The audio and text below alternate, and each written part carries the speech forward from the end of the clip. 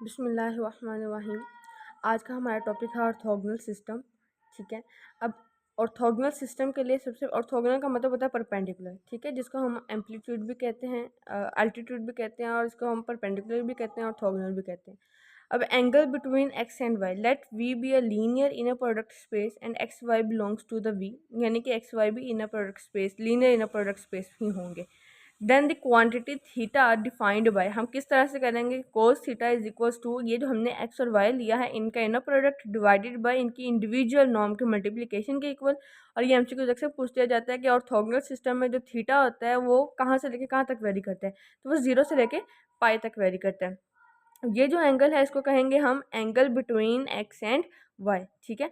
अब कोशिश-श्वार्ज़ इनइक्वालिटी क्या शो करती है, कोशिश-श्वार्ज़ इनइक्वालिटी शोज दैट, अब कोशिश-श्वार्ज़ इनइक्वालिटी होती क्या है कि एक्स वाई के इनर प्रोडक्ट स्पेस को हम लिख सकते हैं less than equal to norm of x into norm of Y, so that the right hand side of one can not exceed one. अब देखें, इस कोशिश-श्वार्ज़ इनइक्वालिटी हमें ये इन्फॉर्मेशन देती है कि ये जो इसका राइट हैंड साइड है ना, ये 1 से इंक्रीज़ नहीं कर सकता, इसका आंसर 1 से इंक्रीज़ हो ही नहीं सकता। किस तरह से, अब देखें ऊपर हमने लिख दिया norm of cos theta is equals to है inner product space of x Y divided by norm of x into norm of y. ठीक है। अब कोशिश-श्वार्ज़ इनइक्वालिटी ये कहती है कि ये जो inner product space of x Y होता है ना, ये इंडिविजुअली नॉर्म के इक्वल हम लिख सकते हैं। तो ऊपर मैंने लिख दिया norm of x into norm of Y.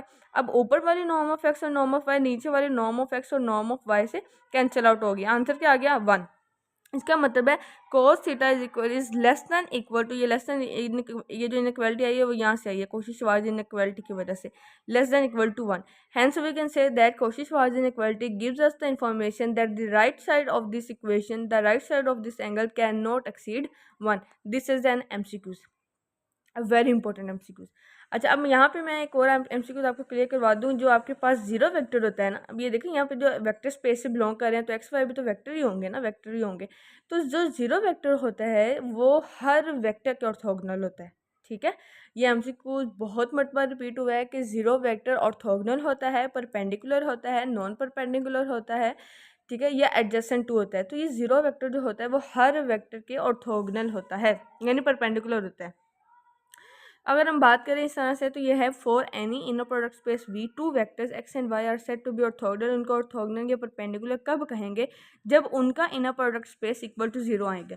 अगर किसी भी दो वेक्टर्स का इनर प्रोडक्ट जो है वो 0 नहीं आता तो वो एक दूसरे के परपेंडिकुलर, ऑर्थोगोनल या नॉर्मल नहीं होंगे।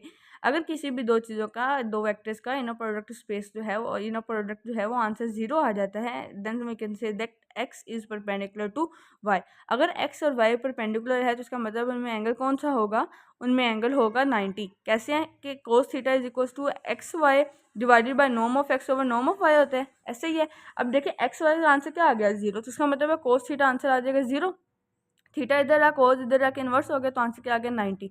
हेंस वी कैन से, भाई ये वैसे भी हमें पता है कि जब दो चीज़ें परपेंडिकुलर होते हैं तो उनमें एंगल जो होता है वो क्या होता है, 90 होता है, परपेंडिकुलर होता है। अब ये जो एंगल है इसको हम सिर्फ in real inner product space में डिफाइन कर सकते हैं। This can not be defined in complex inner product space. Similarly अगर हम पीछे तो हमने वेक्टर्स की बात की, अगर हम सबसेट्स की बात करते हैं कि let A and B be the subsets of the X and we can write that X is perpendicular A. अगर एक्स परपेंडिकुलर टू ए और एक्स परपेंडिकुलर टू बी कब होगा, जब ए बिलोंग कर रहा होगा, जब ए और बी इटसेल्फ एक दूसरे के परपेंडिकुलर होंगे। कैसे, इस चीज़ को एक्सप्लेन मैं इस तरह से करूँगी। हमने एक सेट ले लिया है ए इज इक्वल टू 0 0 इंटू -1, इसमें ऑर्डर पेयर्स हैं, और एक्स जो हमने लिया है सबसेट लिया है 1 और 2 लिए, ठीक है, जो इस ए से बिलोंग कर रहा है। अब यहाँ पे जो एक्स है, सॉरी एक्स जो है वो कैपिटल एक्स से बिलोंग कर रहा है। अब ये एक्स और ए हम किस तरह से इसको प्रूव करेंगे कि ये हमारे पास परपेंडिकुलर है या नहीं है। तो परपेंडिकुलर होने के लिए क्या है कि इन दोनों का जो इनर प्रोडक्ट स्पेस है ना एक्स और ए का, वो 0 आना चाहिए। अब 1 2 का जब आप 0 को 0 से मल्टीप्लाई करोगे तो आंसर तो 0 0 ही आना है। हमें चेक किसके करने की ज़रूरत है, 1 2 और -2 इंटू 1 की। तो inner product space of 1 2 into -2 into 1 हमने दिया। तो अब यहाँ पे मैं आपको एक और क्लियर कर दूँ कि इनर प्रोडक्ट लेते किस तरह से हैं। पहली टर्म को आप पहले से मल्टीप्लाई करेंगे, प्लस सेकेंड टर्म को सेकेंड से मल्टीप्लाई करेंगे, तो 1 -2 जार -2 प्लस 2 1 जार 2। तो आंसर क्या आ गया 0। Hence x is perpendicular to a, क्योंकि हमने ये बात कही है कि जब दो टर्म्स का इनर प्रोडक्ट 0 आ जाएगा तो वो जो दो चीज़ें होंगी वो दोनों एक दूसरे के परपेंडिकुलर होंगी। तो यही चीज़ उसने कहा है कि x a के परपेंडिकुलर सिर्फ तब होगा जब x और a का इनर प्रोडक्ट 0 के इक्वल आएगा। अब नेक्स्ट वीडियो में हम करेंगे फिथागोरियन थ्योरम और देन जनरलाइज्ड फिथागोरियन थ्योरम।